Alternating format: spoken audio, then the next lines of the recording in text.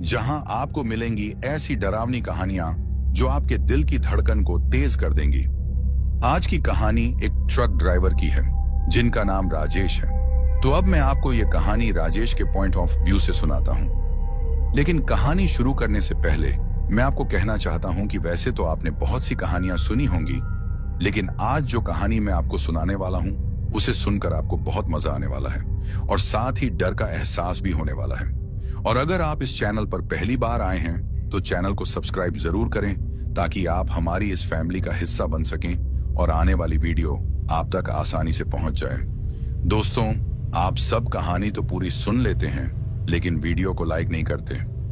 लेकिन इस बार मुझे पूरी उम्मीद है कि आप सब इस वीडियो को लाइक जरूर करेंगे ताकि मुझे भी ये एहसास हो सके कि मेरी मेहनत आपको पसंद आ रही है।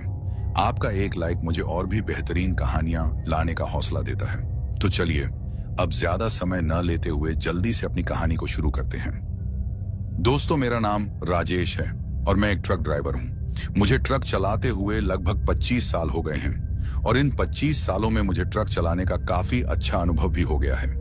इतने सालों में न जाने कितने शहर, कस्बे और अनजानी राहों से गुजरा हूं। हर मोड़, हर सफर ने मुझे कुछ नया सिखाया है।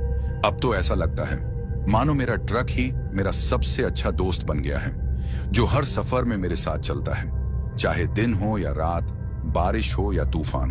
कभी कभी तो लगता है जैसे इन सड़कों ने मेरी जिंदगी की कहानी खुद लिख दी है। मैंने सुनसान हाईवे भी देखे हैं और जाम में फंसी रातें भी। पहाड़ों की टेढ़ी मेढ़ी राहों से लेकर गांव की कच्ची सड़कों तक, हर जगह मेरा ट्रक और मैं बस चलते ही रहे। और यकीन मानिए, इन सड़कों पर चलना सिर्फ गाड़ी चलाना ही नहीं होता, बल्कि ये एक अनुभव होता है, एक जज्बा होता है। कभी कभी इन रास्तों पर कुछ ऐसा भी हो जाता है जो जिंदगी भर याद रह जाता है। कुछ बातें तो ऐसी होती हैं जिन्हें सोचकर आज भी मेरी हालत खराब हो जाती है। दोस्तों, आज मैं आपको एक ऐसी ही रात की बात बताने वाला हूं जो मुझ पर और मेरे साथी पर काफी भारी पड़ गई थी। वो रात इतनी भयानक और खौफनाक थी कि आज भी जब मैं उस रात के बारे में सोचता हूं तो मेरी रूह कांप जाती है और मेरे रोंगटे खड़े होने लगते हैं। तो चलिए अब सीधा अपनी कहानी पर आते हैं। दोस्तों, ये बात आज से कुछ साल पहले की है। हर बार की तरह इस बार भी मुझे माल लेकर अपने शहर से दूसरे शहर जाना था। रास्ता काफी लंबा था और मुझे उस माल को पहुंचाने में काफी वक्त लगने वाला था। मतलब कि मुझे दिन को तो ट्रक चलाना ही था, लेकिन रात को भी मुझे ट्रक को चलाना था, क्योंकि माल को सही वक्त पर पहुंचाना काफी जरूरी था। अगर माल सही समय पर नहीं पहुंचा तो इसका नुकसान मुझे काफी भारी पड़ने वाला था, क्योंकि अगर मैं सही समय पर नहीं पहुंचा तो मेरी सैलरी में से माल की भरपाई कर दी जाएगी, और जो कि मैं नहीं चाहता था कि ऐसा कुछ हो।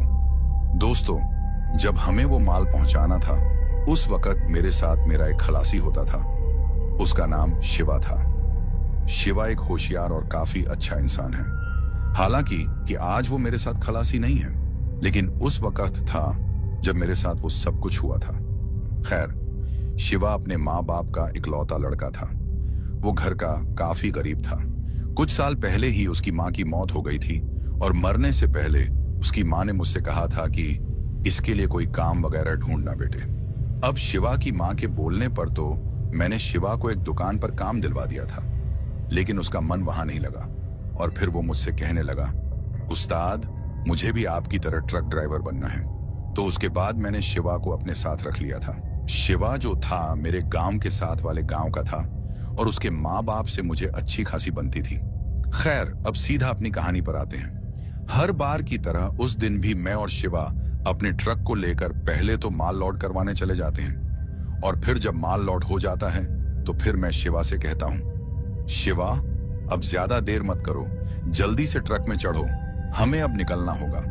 तो मेरी बात सुनकर शिवा भी ट्रक में चढ़ जाता है और फिर हम लोग अपने ट्रक को लेकर अपनी मंजिल की तरफ निकल जाते हैं। हम लोग सुबह के 11 बजे निकल जाते हैं। उस दिन मौसम भी काफी अच्छा लग रहा था और जिस वक्त की मैं आपको बात सुना रहा हूँ वो वक्त सर्दियों का था।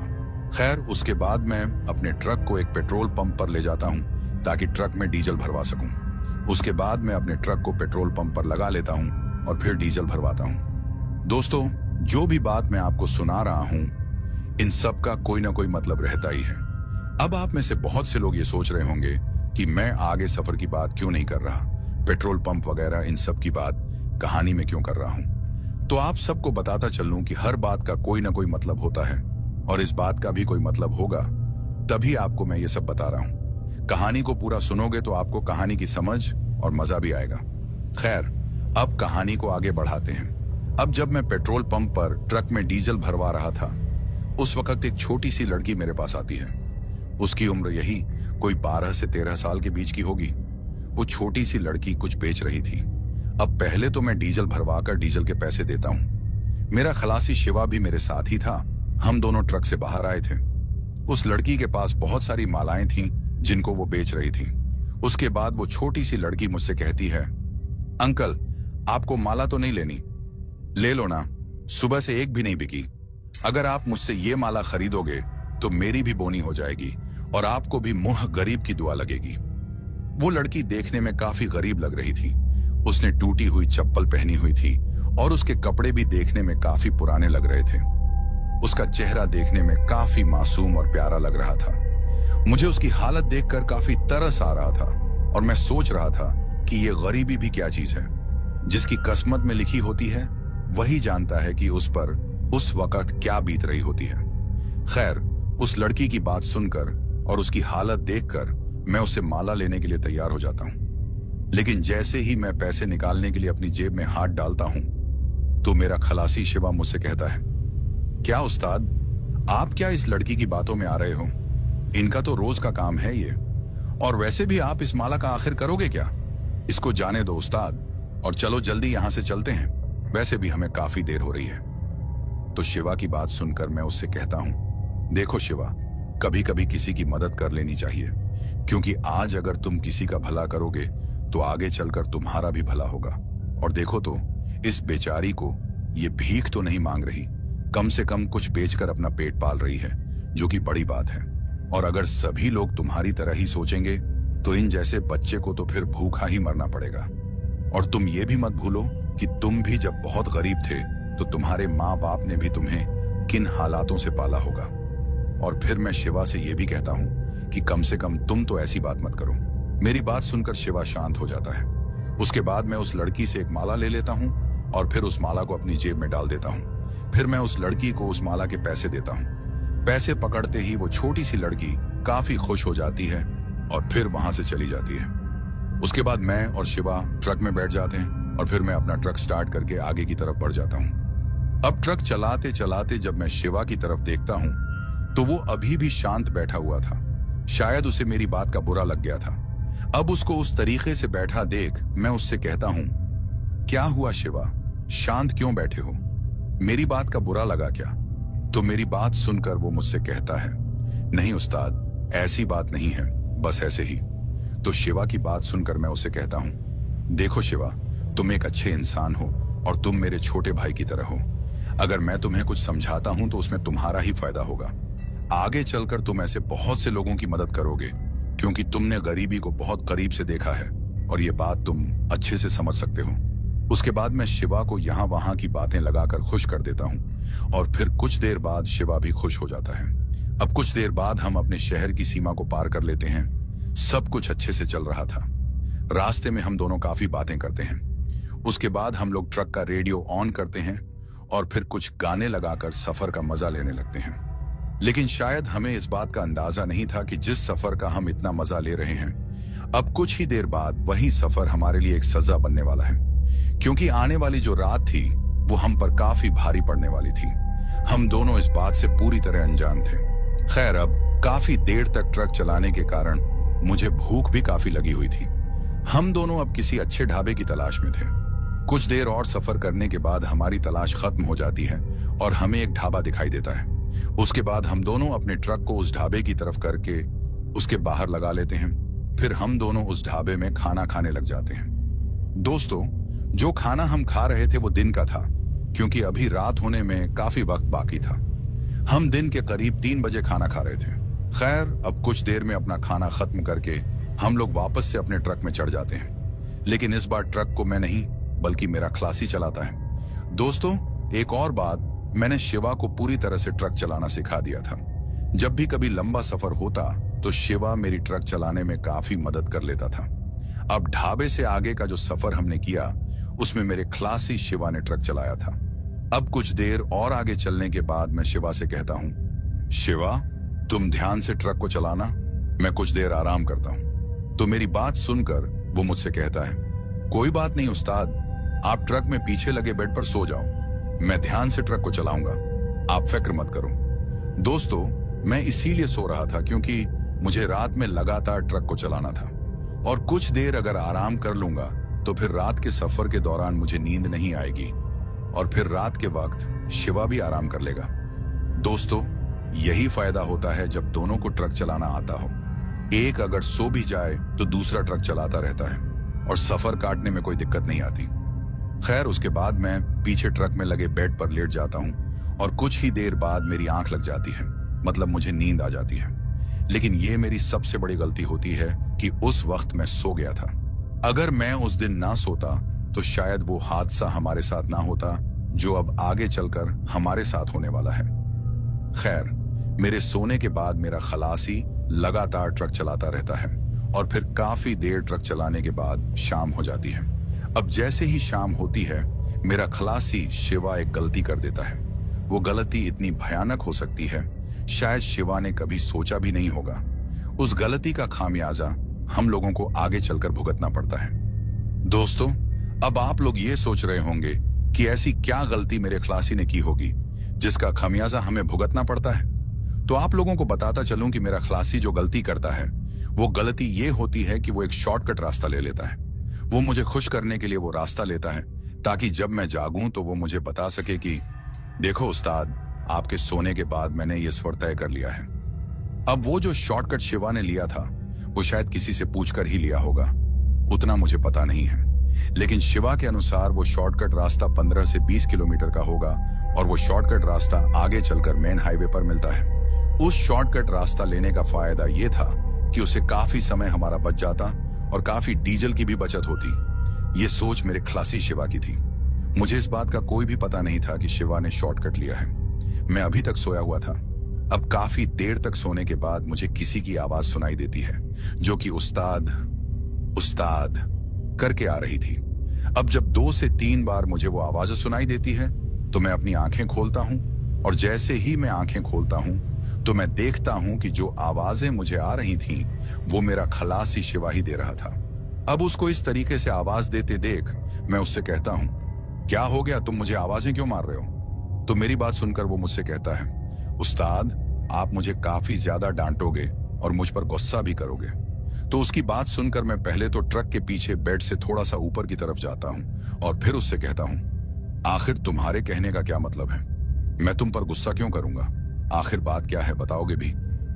तो मेरी बात सुनकर वो मुझसे कहता है, उस्ताद मैंने एक गलती कर ली है और शायद मुझे वो नहीं करनी चाहिए थी। तो शिवा की बात सुनकर मैं उससे कहता हूं, आखिर पूरी बात बताओगे भी कि क्या गलती की है तुमने और मैं क्यों गुस्सा करूंगा? तो मेरी बात सुनकर वो मुझसे कहता है, उस्ताद मैंने इस सफर को थोड़ा कम करने के लिए एक शॉर्टकट रास्ते का सहारा लिया था, लेकिन मैं काफी देर से ट्रक चला रहा हूं ना, तो मुझे ये रास्ता खत्म होता दिखाई नहीं दे रहा है और ना ही मुझे मेन हाईवे अभी तक दिखाई दिया है। उस्ताद टेंशन वाली बात तो ये है कि ये सड़क कच्ची है और अब ऊपर से मौसम भी खराब हो गया है। और उस्ताद बाहर की तरफ तो देखो, हल्की फुल्की बूंदाबांदी भी शुरू हो गई है और अगर ये बारिश तेज हो गई तो हम लोग इस कच्ची सड़क में फंस जाएंगे। मुझे कुछ समझ नहीं आ रहा उस्ताद कि अब मैं क्या करूं। अपने खलासी शिवा की बात सुनकर मुझे सच में काफी ज्यादा गुस्सा आ रहा था और मुझसे उसने काफी खरी खोटी सुनी भी। लेकिन अब गुस्सा करके मैं करता भी क्या? हम लोग उस शॉर्टकट रास्ते में काफी अंदर तक आ गए थे। वापस भी हम जा नहीं सकते थे क्योंकि रास्ता बिल्कुल सिंगल था और इतने बड़े ट्रक को उस सड़क पर मोड़ना लगभग नामुमकिन था। आसमान से बारिश की हल्की फुल्की बूंदें गिर रही थीं, जो कि हमारी टेंशन को और बढ़ा रही थी, क्योंकि अगर बारिश तेज हो जाती है तो हमारा उस रास्ते से आगे निकलना लगभग नामुमकिन हो जाएगा। मुझे अपने ट्रक में पड़े माल की काफी फिक्र हो रही थी। अब हम लोग आगे बढ़ने के अलावा कुछ भी नहीं कर सकते थे।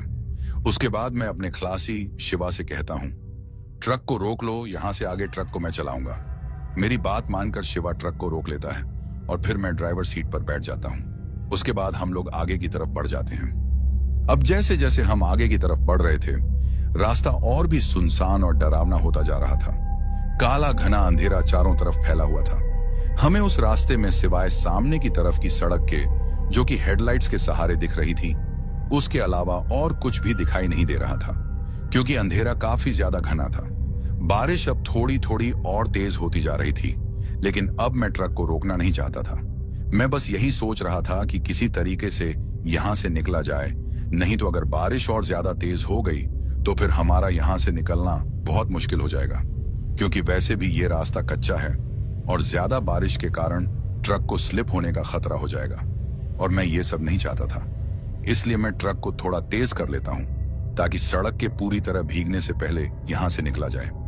लेकिन कभी कभी जो हम सोचते हैं वैसा होता नहीं है। अब जैसे जैसे हम लोग आगे की तरफ बढ़ रहे थे, माहौल और भी डरावना होता जा रहा था। जिस शॉर्टकट रास्ते से हम लोग चल रहे थे, उस रास्ते के दोनों तरफ काफी घना जंगल था, और कभी कभी तो हमें उस जंगल की तरफ से काफी अजीब आवाजें भी आ रही थी।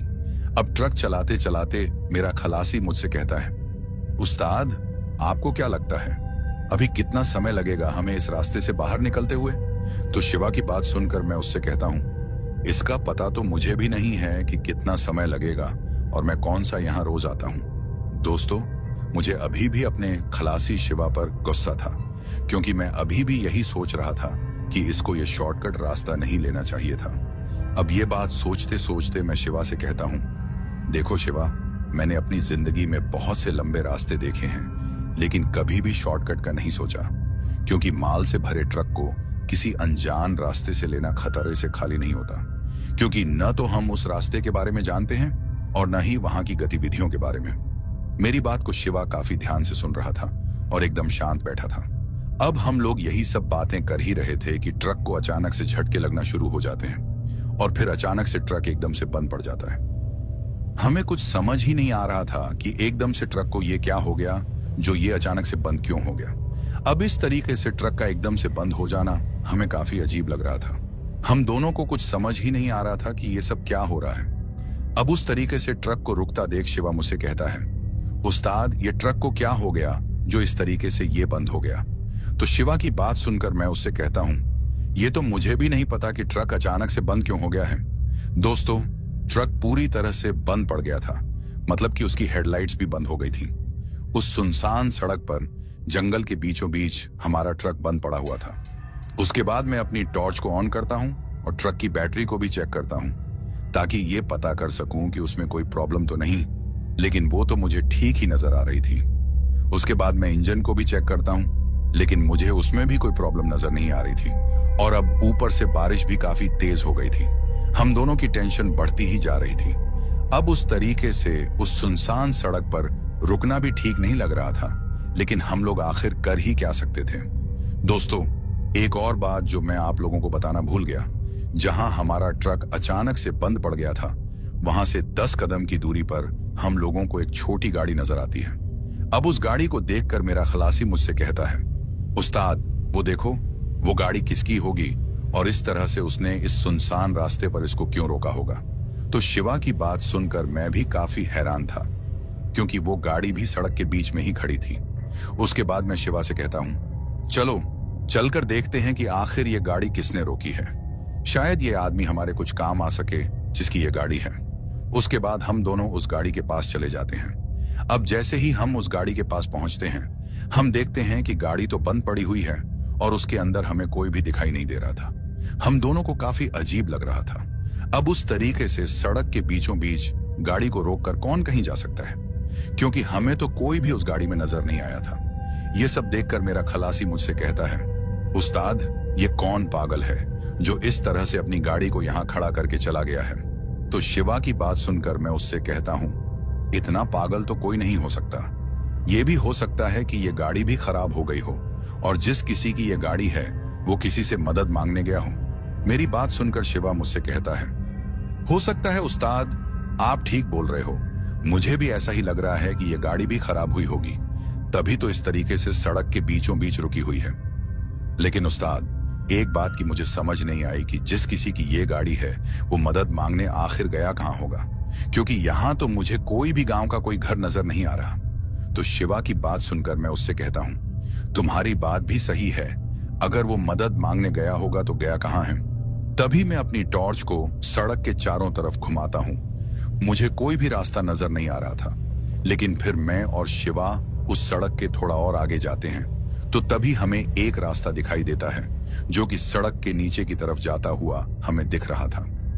अब जो रास्ता हमें दिखाई दिया था वो उस कार के थोड़ा आगे की तरफ था और वो रास्ता सड़क के नीचे की तरफ जाता हुआ हमें दिखाई दे रहा था।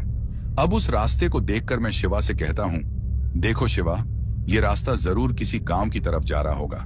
चलो इस रास्ते पर जाते हैं और देखते हैं कि ये रास्ता कहां तक जाता है। हो सकता है हमें आगे चलकर कोई गांव नजर आ जाए और वहां पहुंचकर हमें कुछ मदद मिल सके। और मैं अपने खलासी को यह भी कहता हूं, जरूर वो कार वाला भी इसी रास्ते से मदद मांगने गया होगा। तो मेरी बात सुनकर शिवा मुझसे कहता है, ठीक है उस्ताद, चलो चलते हैं। उस रास्ते पर जाने से पहले हम लोग अपने ट्रक को अच्छे से लॉक कर लेते हैं। उसके बाद हम दोनों उस रास्ते पर चल पड़ते हैं। रास्ता देखने में काफी अजीब लग रहा था क्योंकि बहुत सी झाड़ियां हमें उस रास्ते पर मिल रही थीं। ऐसा लग रहा था जैसे सालों से यह रास्ता बंद पड़ा हो, लेकिन हम दोनों इस बात को नजरअंदाज करके आगे की तरफ बढ़ते ही जा रहे थे। अब जैसे जैसे हम आगे की तरफ बढ़ रहे थे, मुझे ऐसा एहसास हो रहा था जैसे कोई हम लोगों का पीछा कर रहा है। ये एहसास मुझे काफी बार हुआ, लेकिन जब भी मैंने पीछे मुड़कर देखने की कोशिश की तो मुझे कोई भी नजर नहीं आया। ये एहसास मेरे खलासी को भी महसूस हुआ था, लेकिन वो मुझसे यही कह रहा था कि हो सकता है उस्ताद कोई जंगली जानवर हो। खैर, बारिश अभी भी लगी हुई थी, हालांकि वो उतनी तेज नहीं थी। हम दोनों उस रास्ते पर बढ़ते ही जा रहे थे। अब कुछ देर और चलने के बाद हमें नीचे की तरफ एक गांव नजर आ जाता है जो देखने में काफी अजीब लग रहा था। मतलब कि वो जो गांव था उसे देखकर ऐसा लग ही नहीं रहा था कि वहां कोई रहता होगा। अब हम जब उस गांव के पास पहुंचे तो हम देखते हैं कि गांव में बहुत से घर टूटे फूटे दिखाई दे रहे हैं और जो घर बचे हुए थे वो भी देखने में काफी डरावने दिखाई दे रहे थे। कुछ घरों के आंगन में काफी लंबी लंबी झाड़ियां उगी हुई नजर आ रही थीं। ऐसा लग रहा था जैसे ये जगह काफी सालों से वीरान पड़ी हुई है।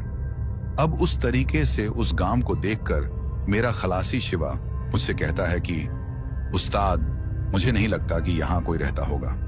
तो उसकी बात सुनकर मैं उससे कहता हूं कि लग तो मुझे भी कुछ ऐसा ही रहा है। अभी हम दोनों ये बात कर ही रहे थे कि अचानक से हमें किसी के हंसने की आवाज आती है। अब उस आवाज को सुनकर मेरा खलासी मुझसे कहता है कि उस्ताद, क्या आपको भी किसी के हंसने की आवाज आ रही है? तो शिवा की बात सुनकर मैं उससे कहता हूं कि हाँ, आवाज तो मुझे भी आ रही है, लेकिन ये हंसने की आवाज तो किसी छोटे बच्चे की लग रही है। फिर शिवा मुझसे कहता है कि हाँ उस्ताद, ये किसी छोटे बच्चे की ही हंसी है। उसके बाद मैं शिवा से कहता हूं कि चलो देखते हैं कि इस वीरान से पड़े गांव में ये बच्चा आखिर कौन है। फिर मैं और शिवा उस हंसने वाली आवाज की तरफ बढ़ जाते हैं। अब जैसे ही हम आगे की तरफ पहुंचते हैं, हमें सच में एक छोटा सा लड़का दिखाई देता है। उसकी उम्र यही कोई 10 से 12 साल की होगी। अब उसको उस तरीके से हंसता देख मैं उस लड़के को आवाज लगाकर कहता हूं, अरे छोटू, तुम हंस क्यों रहे हो और तुम्हारे मम्मी पापा कहाँ हैं? अब जैसे ही मैंने उस बच्चे से ये सब पूछा तो पहले तो वो हमें देखकर चुप हो जाता है और फिर काफी ध्यान से हमारी तरफ देखता है। मेरे बार बार पूछने पर भी वो बच्चा मेरी बातों का कोई भी जवाब नहीं दे रहा था। मुझे काफी अजीब भी लग रहा था और मैं ये भी सोच रहा था कि इतनी रात को ये बच्चा आखिर यहाँ कर क्या रहा है और इस तरीके से आखिर हंस क्यों रहा था। अभी मैं ये सब सोच ही रहा था कि अचानक से हमें एक और आवाज सुनाई देती है जो कि किसी औरत की होती है और वो औरत उस बच्चे से कहती है कि तुम यहाँ बाहर क्या कर रहे हो, चलो अंदर चलो। अब जब वो औरत उस बच्चे से ये बात कह रही थी तो मैं अपनी टॉर्च को उस औरत की तरफ कर देता हूं। अब जैसे ही मेरी टॉर्च उस औरत पर पड़ती है तो पहले तो वो औरत वहीं रुक जाती है और फिर हमारी तरफ देखने लग जाती है। दोस्तों, वो औरत देखने में काफी बूढ़ी लग रही थी। उसके हाथ में एक बड़ी सी छड़ी थी और वो उस छड़ी के सहारे खड़ी थी। अब जैसे ही उस औरत ने हमारी तरफ देखा, उसके बाद वो हमसे कहती है कि तुम लोग कौन हो और यहाँ कैसे आना हुआ। उसकी बात सुनकर पहले तो हम उसके पास जाते हैं और फिर मैं उससे कहता हूं कि माँ जी, मेरा नाम राजेश है और मैं एक ट्रक ड्राइवर हूं और ये मेरा साथी है शिवा। हम लोगों का ट्रक खराब हो गया है। हम लोग यहाँ मदद मांगने के लिए आए थे, लेकिन यहाँ का माहौल देखकर तो नहीं लगता कि यहाँ कोई रहता होगा। फिर आप यहाँ कैसे रहती हो? तो मेरी बात सुनकर पहले तो वो बूढ़ी औरत थोड़ा मुस्कुराती है और फिर मुझसे कहती है कि देखो बेटा, कुछ साल पहले इस गांव में एक भयानक बीमारी फैल गई थी, जिसकी वजह से बहुत से लोगों की मौत हो गई थी। काफी लोग इस गांव को छोड़कर चले गए और जो बच गए बस वही यहाँ रहते हैं। हमारी किस्मत अच्छी थी बेटा, हमारा परिवार बच गया। अब मैं एक गरीब औरत आखिर यहाँ से भागकर जाती भी तो कहाँ जाती।